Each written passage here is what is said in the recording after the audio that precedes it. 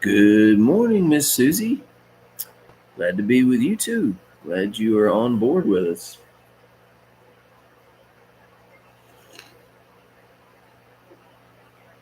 We're going to be in James chapter 3.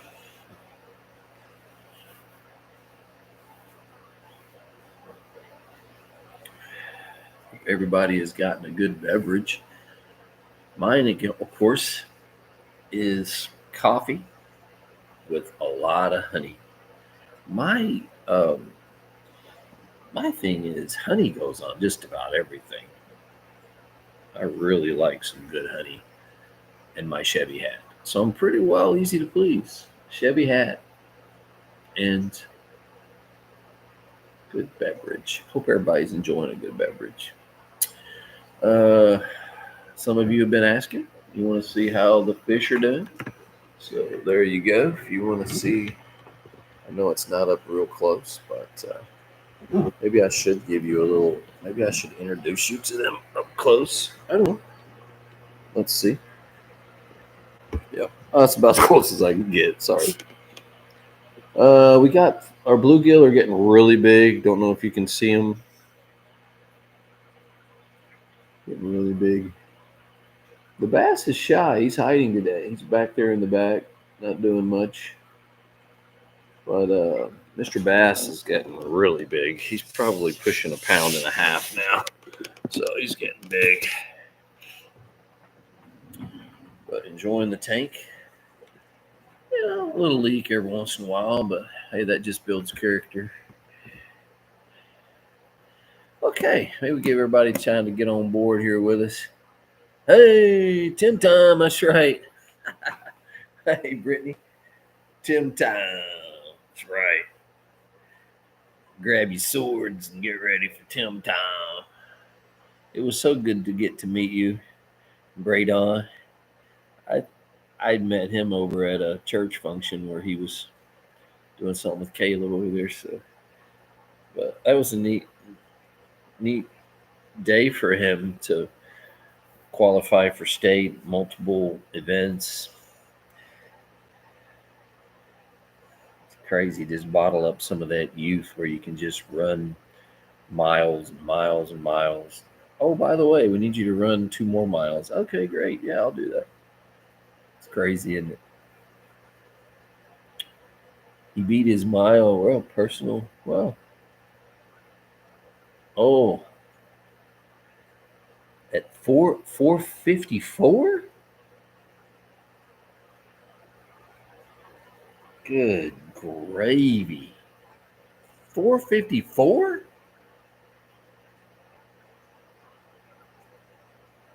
Man, I know that there's a kid here at a high school as a senior who broke some crazy long time record at like 4:30. And he's a senior in high school and went to run in college. So that's nuts. That's crazy talk right there. That's crazy talk. Well, congratulations. Whew. That is really something.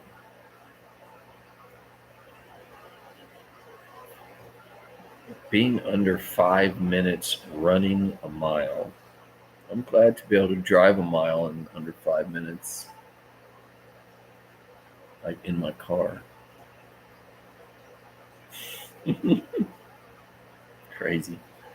Thought Sunday went well. Thanks for helping Caleb with everything. He's getting ready for his quiz for the church on Sunday. Okay, guys. James chapter 3. Kind of an interesting subject today for me. Nathan, I arguably Sunday was the greatest day of my life. Arguably. It's an amazing weekend. But how many old preacher boys start off their day going to hear their 25-year-old son, 24, 25, teach a great Sunday school lesson on James 3.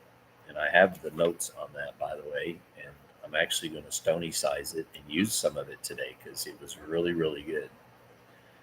So Nathan teaches that. Then we get out of the Sunday school class, go down to hear the preaching. And Caleb, my 27-year-old, almost 28,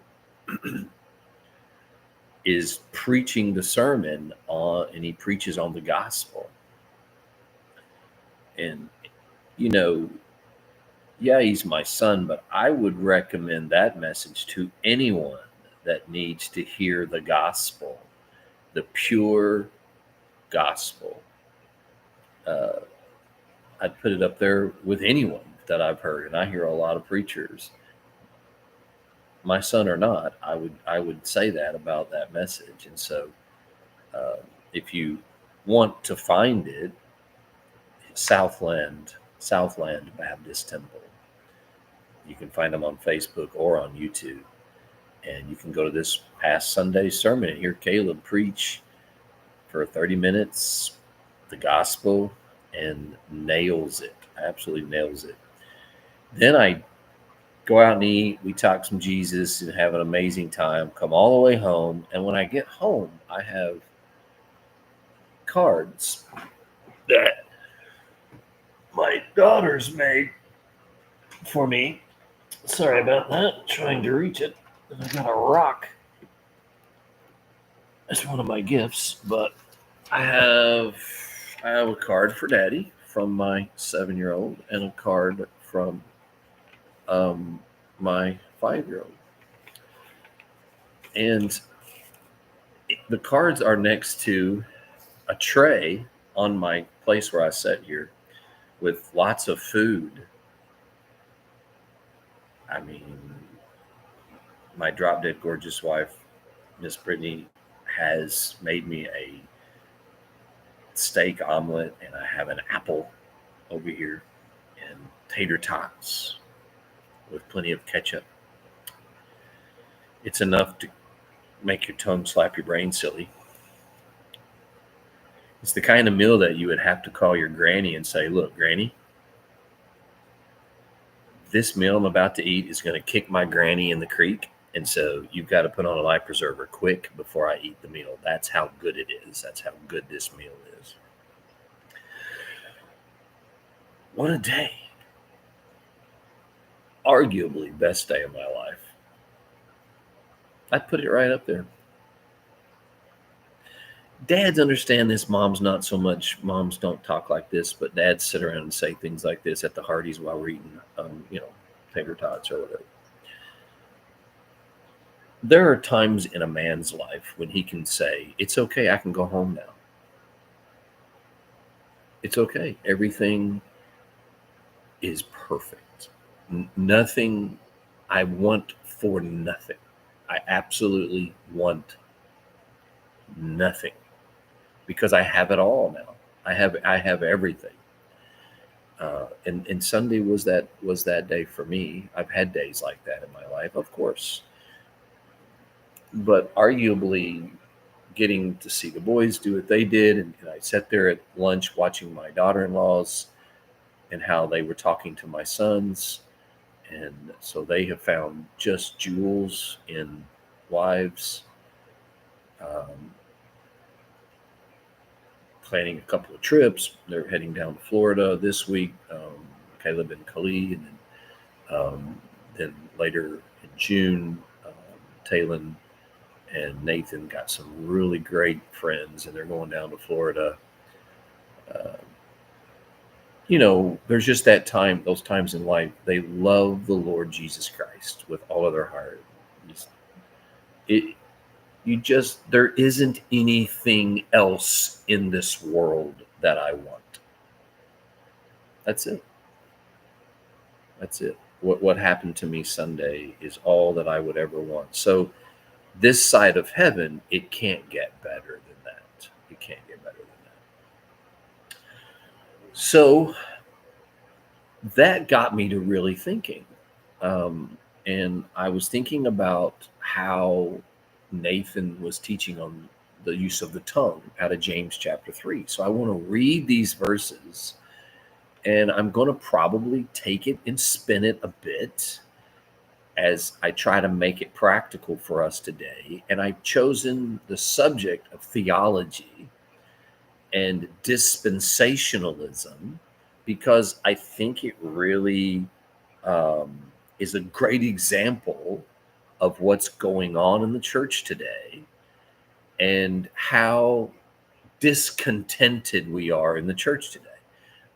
It is my contention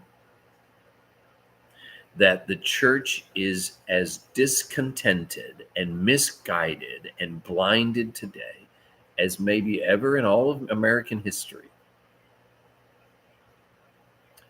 So I want to talk about that. I'm not picking on dispensationalism. I just needed an example of, of what's happened to the church today.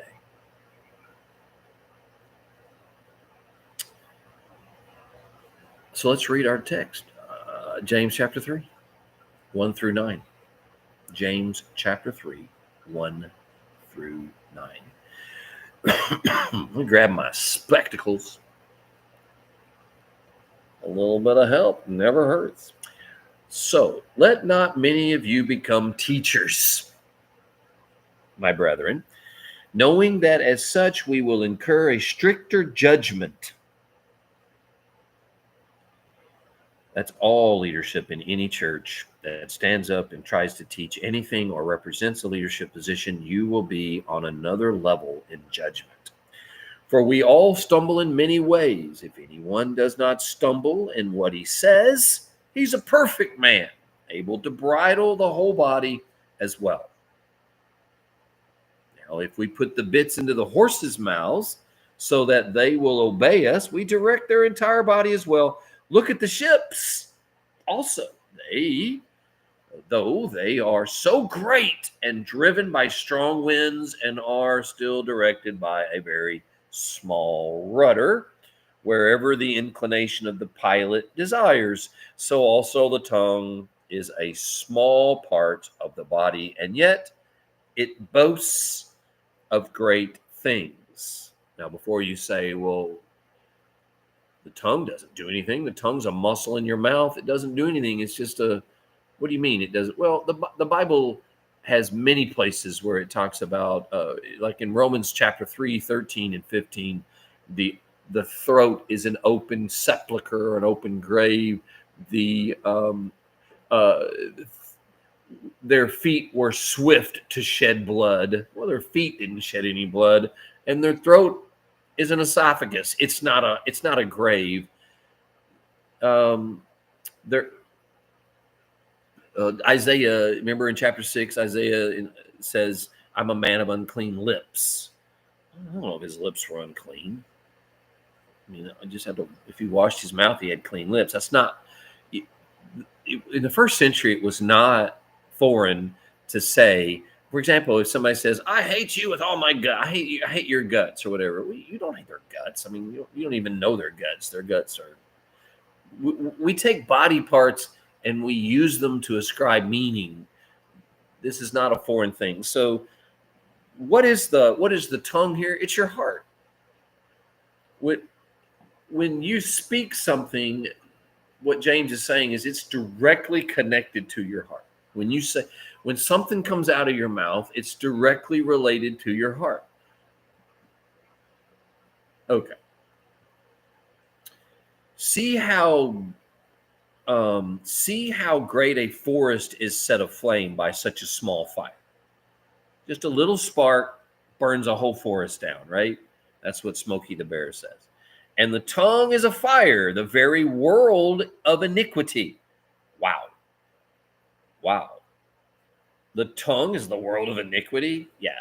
The tongue is set among our members as that which defiles the entire body. Really? I thought in Matthew, didn't we read in Matthew 15 that Matthew 15, 11 through 16, or 11, and then 16 through 19 in Matthew 15. And again, it's in Mark, maybe 12, Mark 7. Yeah, Mark 7, 20 through 23. We've talked about this before, where it's not what goes into the body that defiles you, but it's what comes out of the heart, right? James is just saying the same thing. He's saying that the tongue is the rudder of the ship. Well, it's the heart. It's the same way as saying your heart drives you. It's what's in your heart, right? It's what's on your hard drive. Okay. Let's finish that up. And he says, verse 6, and the tongue is a fire, is a very world of iniquity. The tongue is among our members. It is set among our members, that which defiles the entire body and sets on fire the course of our life, and is set on fire by hell. Why does he use hell? Well, because so many places, hell's full of liars, slanderers, arrogance. The tongue can do untold damage. So he uses the word hell for effect. An out of control tongue is like hell on earth. Okay, does that make sense? For every species of beasts and birds, of reptiles and creatures of the sea is tamed and has been tamed by the human race. You even see lions in a circus, right? Lion tamers, but not the tongue. Verse 8, but no one can tame the tongue. It's a restless evil and full of deadly poison. Remember, Jesus says to the Pharisees, your tongue is, well, it's in Romans 3 as well, but Jesus tells them that you're a bunch of poisonous asps. And then in Romans 3:14, it mentions it again. There's an asp, a poisonous snake behind your lips. This is the idea of an open sepulcher in your throat. So here comes the words. You're just leading people to hell. You're leading people to death. You're leading people in a bad direction. You're even leading yourself in the wrong direction. So you getting this? Does this make sense? What James is laying out before us here. The tongue is illustrative of the heart. The heart drives us wherever we go. We follow it. The tongue may be a small thing, but we're speaking things that are coming from a big place. It's hellish. It's what did he just say there? That it sets the course of our life. Wow. Our entire life is set by the tongue.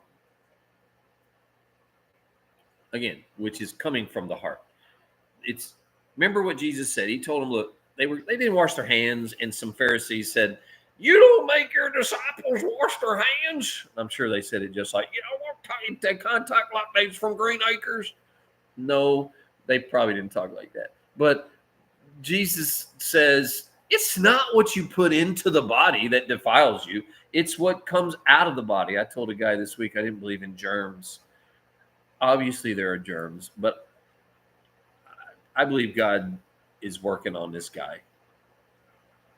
I believe he is. And I think he thinks he's got his future kind of mapped out. Things haven't worked out in his life for a reason, and I can see myself in him, and I think he's going to end up preaching the gospel one day. Just my thought. I'm working on him. He's you pray for him. The guy at Tim's work, just pray for him. Anyway, I told him I didn't believe in germs, and he laughed at me. But look, when you think about what the Bible teaches, germs are the least of our problems. Putting in germs, picking up, the 5-second rule or whatever we came up with. Guys, our issue is what's already in there. That's our issue. We're not going to live forever. There's an issue with our hearts. We got a problem. And the tongue is the manifestation of the problem that we have. Okay? All right, finish it up. Verse 8, but no one can tame the tongue. It is a restless evil and full of deadly poison. That's pretty strong words, but it's not the first time this has been said. It's been said lots of times in the scriptures. Verse 9, with it we bless our Lord and Father, and with it we curse men who have been made in the likeness of God. From the same mouth cometh both blessing and cursing. My brethren, these things ought not to be this way. Does not a fountain send out the same opening, both fresh and bitter water? Can a fig tree, my brethren, produce olives, or a vine produce figs? Nor can salt water produce fresh. In other words, you can't take a body of water and then just change it from fresh water to salt water just like that. Doesn't make sense. But Tim, no, that's not true. That's not true. Absolutely, it's not true. We can curse and bless with the same mouth. So James, this is wisdom literature here. So don't think that what James is saying is it's impossible for you to curse and bless with the same mouth. That's not what he's saying. Wisdom literature states something and says it's impossible to do it. You can't curse and bless with the same mouth. Yeah, you can. But that's not, you got to understand the literature here. What James is saying is it just shouldn't be. It just should not be. So the eyes are full of murder, or the heart's full of murder, or the Bible will say so many things in wisdom literature. It's an overstatement, or it's a 100% proven fact, but actually what James it says in other places. If you go back, what's that, verse 26 of chapter 1 just popped in my head here. If anyone thinks himself to be religious and yet does not bridle the tongue, but he deceives his own heart, and his religion is worthless. James is not saying that you can't mess up. Okay, does that make sense? And so we all do. So I started this whole thing by saying Sunday's the greatest day of my life, arguably the greatest day of my life. Plus, Southland Baptist Temple's music is amazing, by the way. Hats off to them. Great job. Got to meet Pastor Larry. What a congenial guy he is. Has a good time with his kids. Just a great experience, right? All the way around. Just a great day. And of course, I wiped away the tears because of the words of the music. Just wonderful experience all the way around. But those words that they were singing, they resonate with something that's in my heart, the gospel, the truth about Jesus Christ. It touched my heart. We say that all the time. Well, that's very touching. Well, that means it's touching something that's in us, right? But you know what can happen is we can actually come in touch with things in our heart that aren't good. Because Jesus says our tongues are full of deadly poison. So let's say that someone walks up to you and says, so-and-so is a dirty, rotten snake. This is getting to Nathan's Bible study. It's so easy for us to, number one, not realize that our hearts are where they are. Nathan gave an illustration. He said, well, a guy goes in to steal a watch. He tells his friends, I'm going to go to the jewelry store and steal a watch. Watch what I do. I'm basically a bait and switch. I'm going to steal a watch, right? So he says, watch this. So he goes in, he grabs the watch, but then he sees a security guard at the door. And what does he do? He drops the Brittany throws in my marriage day with her. I said drop dead gorgeous wife right there. So hey, I have you and that day. So haha.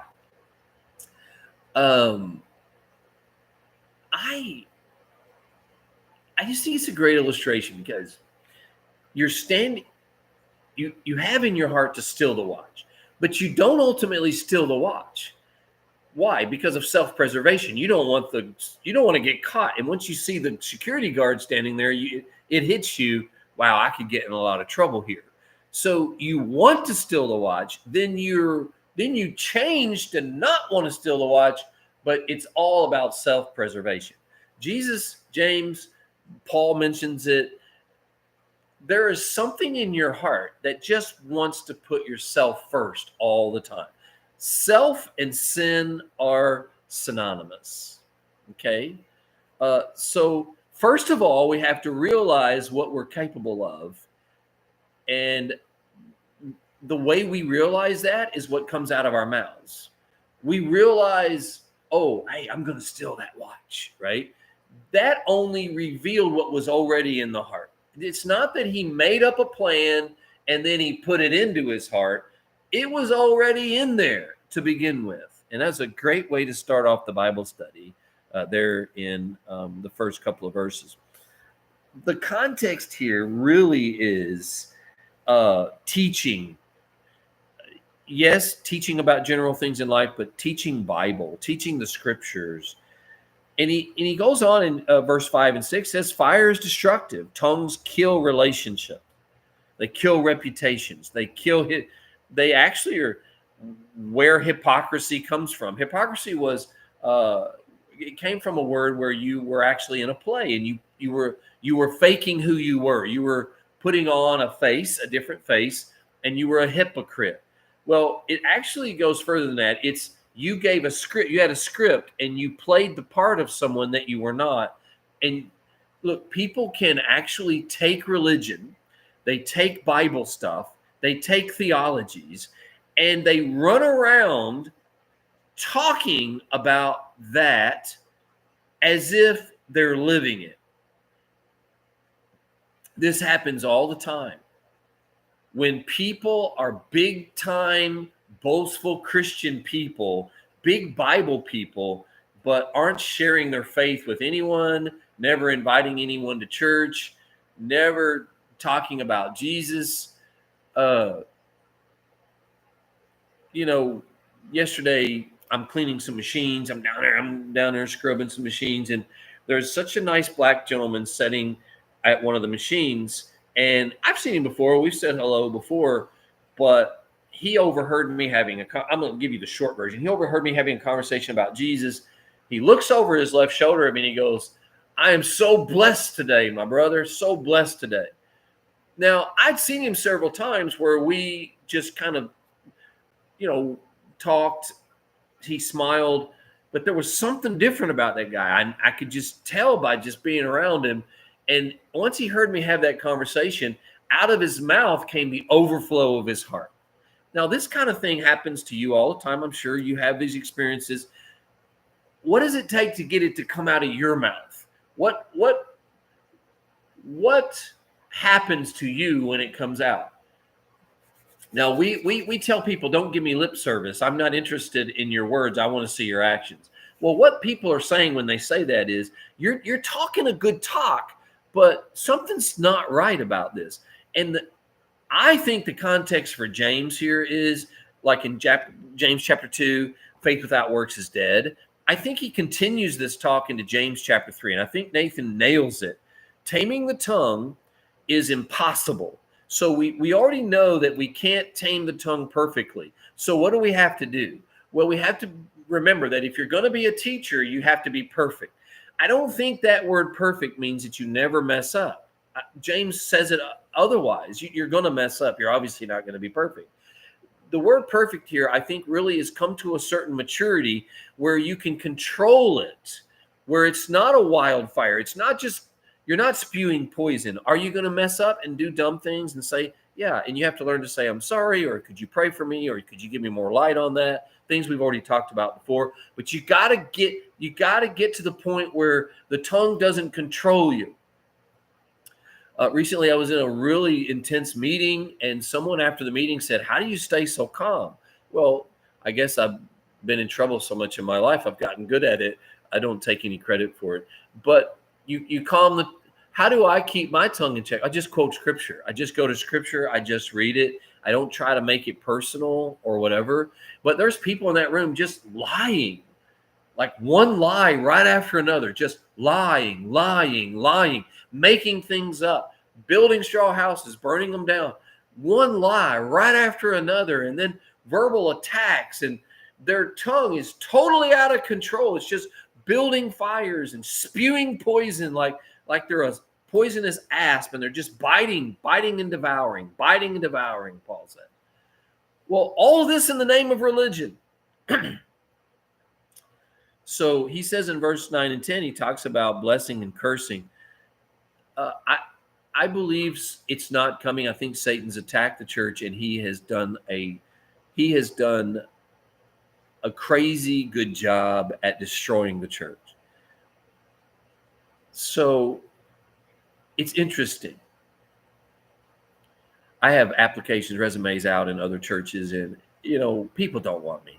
And don't think I'm being self-deprecating or that I'm looking for sympathy. I'm not. People don't want me. They just don't. I'm a dinosaur, first of all. I'm an old guy. It's interesting to be where I am because you can have 38 years of preaching experience. You can preach your heart out. You can have all the education, going through doctorate classes and so on and everything. But people don't want you. There just comes a certain point. And it's been an interesting journey because it typically is because of the divorce that I had. I know that. I know that that's a big part of it. I realize that. But also I think my age, 53 years old, about to turn 54, hey, you've had your time or what have you. But it's interesting to watch almost 4 decades of church. And here's what's happening. Here's what's happening in the church. We're getting narrower and narrower and narrower and narrower on what we are able to tolerate with other people. Our tongues are backing us into corners. And we used to listen to preachers like Martin Lloyd-Jones or Spurgeon or Whitfield, even Billy Graham. There were people who were cutting edge, that were fighting fights. We read stories of martyrs, people that died for the faith, those that were preaching the gospel. Ridley and Latimer.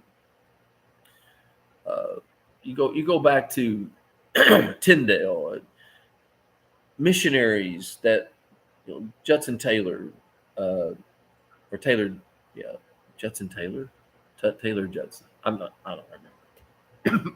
Adoniram Judson and who's Taylor? Anyway, I've forgotten his whole name. Excuse me. And you look at people that were sharing the gospel and dying. If you don't read Voice of the Martyrs, you should. There are people dying every day for the gospel. But in our country, an amazing thing has happened. I talked to a guy for 2 hours yesterday at work, off and on, about the church today and the condition of the church in the country. He's from Germany. He's just been here 3 weeks. Doesn't speak great English, but he realizes that our country is splintered. And in Germany, they talk about how our country is splintered. And even in the church, they see the church, because Europe used to have this amazing movement of the church, and then it got splintered. And now you go into most big churches in Europe and there's crickets. There's no one left. We are so close to just going back to house churches, and it could be just God bringing us full circle. That's why my good buddy Troy Clemens, I think he's way ahead of time with all the house churches he has down there in Alabama. We're really dangerously close to, and when I say dangerous, maybe God just it's his sovereign will. He's making it happen. We are now so exclusive with our amazing ability to use theology. I use dispensationalism. I know we're close to out of time. We can talk about this some more Friday, but I wanted to throw that out there because dispensationalism has been around since 1800s, late 1800s. With Darby was a guy's last name, and then Schofield wrote a Schofield Bible. And they had 3 big things. One, there's an Old Testament covenant. There's a New Testament covenant. Israel of the Old Testament, those promises are to be taken literal. They were given a conditional covenant that they will fulfill one day through the law by the help of God's Spirit. And then there's the church. And so they separate the Old Testament, they separate Israel, and they separate the church. Those are two different dispensations. And the law saves them by God's grace in the Old Testament.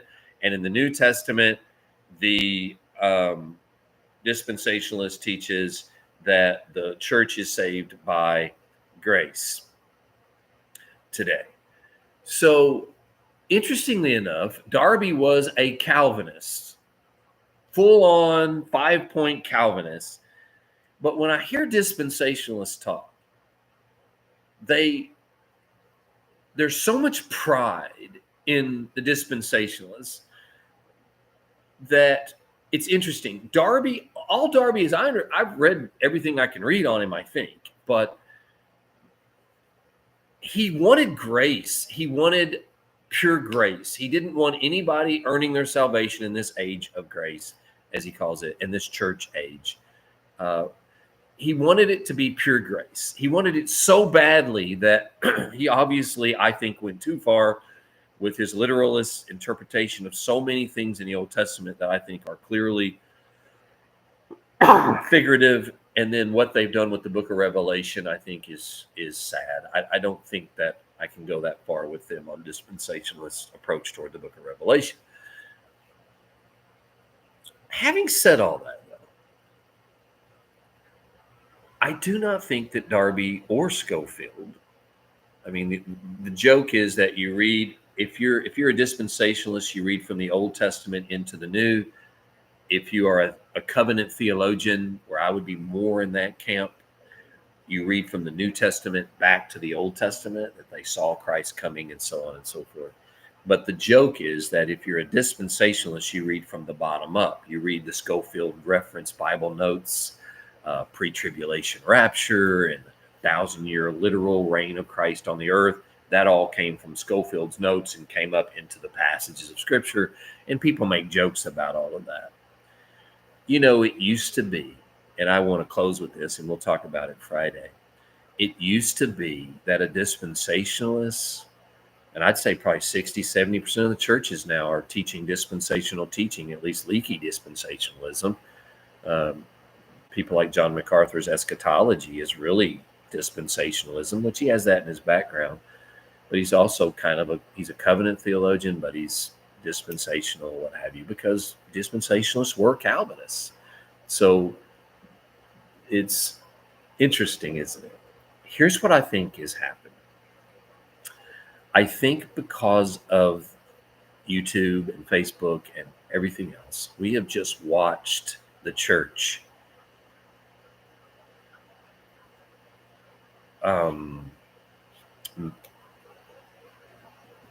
create tons and tons of Bible teachers, quote unquote. I got air quotes there, Bible teachers. There are Bible teachers around every corner. There are people who are on pulpit committees. They're Sunday school teachers. And the amount of pride and lack of humility that I am seeing is decimating the church today. The lack of grace and the amount of arrogance is blowing my mind. I never thought that we would see the day where people are self-proclaimed preachers. They are self-ordained, self-called teachers of the Bible. And the reason why I think they are is because there's no humility.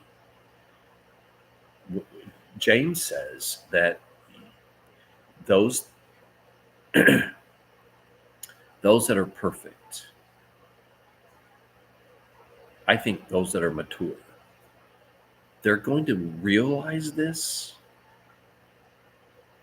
and they're going to realize that whatever comes out of their mouth is an overflow of their heart. If they're not practicing it, stop preaching. If you're not so saturated with it, I'm not talking to everybody in the church. I'm talking to those that have, James chapter 1, verse 26. They proclaim themselves to be Bible scholars and super teachers. But I've especially seen this with dispensationalists. I really know my Bible. Stop telling people that. If you're not out there doing everything the Bible tells you to do with it, uh, it it doesn't mean that you're going to actually be perfect. It just means that out of your mouth will come humility and owning up to the possibility that you could be wrong. You might be wrong. There is only one conceivable thing that you should be dying on this hill, and that is, who is Jesus Christ? That's it. That's it. We just did the 5 points of Calvinism for this same reason. The reformed terminology of 1500s needs to be reformed today because we're misunderstanding what John Calvin really was saying, I think, in my opinion. And I think we've got to get ourselves under control. There's one way to test the spirits, and that is, do we believe Jesus Christ is God in the flesh? Yes. Then call upon him. We have got to stop the madness. We have gotten so many qualifications for everyone around us that can or cannot fellowship with us. We've got ourselves to the point where it's not a matter of if, it's just when every single organized church on this planet is going to be decimated. That used to be good Bible preaching, humble, spirit-filled churches. It's turning into a circus. Where's the humility? We were saved by grace, guys. Stop the insanity. Where's this arrogance coming from? You're not as good as me. You can't fellowship with me. You don't live as good as me.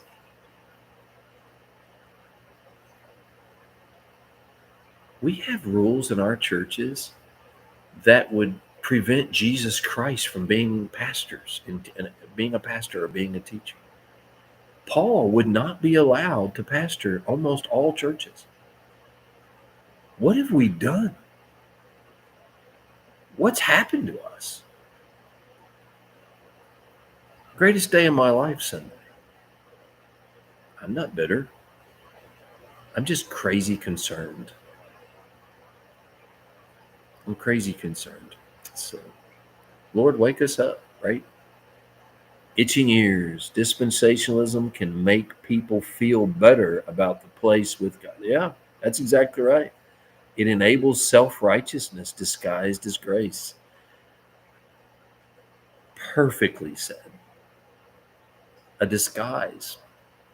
That's exactly what I'm attempting to say is we're putting on these disguises behind the guise of theology. We got to stop. From the pulpit to the parking lot. And it begins with me. And I want God to search my heart today. Look, I work in a secular place. You have to learn to eat the meat and throw out the bones and keep it at what really matters. And I'm telling you, people want to hear the truth, but it needs to be the humble presentation of the gospel and meeting them where they are. we are becoming doctrinal dumping stations in our churches, to the point where I just don't see Christ's love. Almost, I just feel like it's just not there. And we're disguising. It's a disguise to uh, perpetuate the guise that I'm a great scholar and a great theologian, and look how smart I am. It's a platform for us to just talk and give a speech, and I guess make a lot of money, I suppose. So it's a tough subject. I want to thank Nathan for putting the time in to talk about the tongue, and he was telling youth, and I could just tell there were adults in the room that were really hearing what he was saying. The tongue tells so much about our hearts. Um, wow! Thank you for listening. Um, Amazing week for me. I pray for you that we just see the eternal things far greater than the temporal things, because our home is not here. Okay. God bless you guys. Lord willing, the creek don't rise. We'll be back together Friday. If it rises for this old sinner boy, I'll see you at Jesus' feet. Bye now.